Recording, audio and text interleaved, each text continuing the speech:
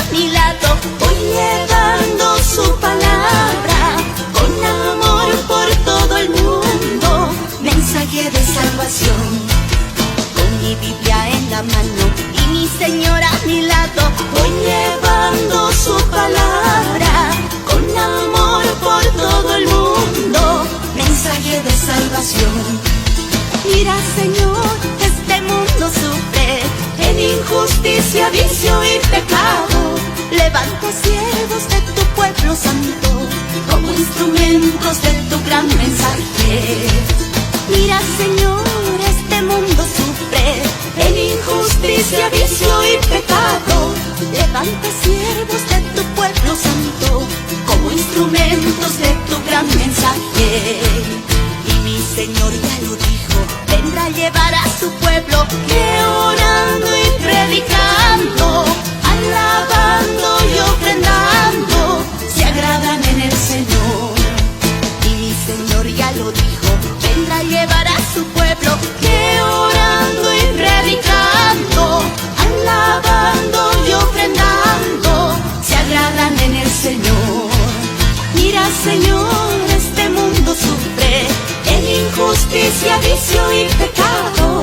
Levanta siervos de tu pueblo santo, como instrumentos de tu gran mensaje.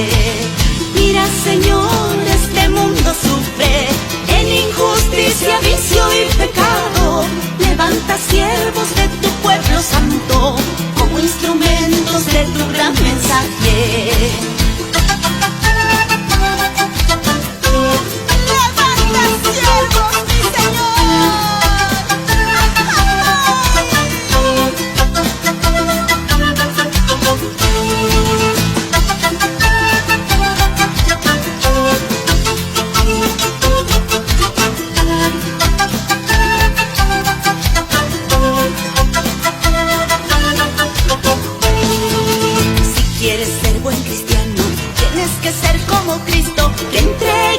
Su vida entera en amor por todo el mundo, sin esperar vanidad.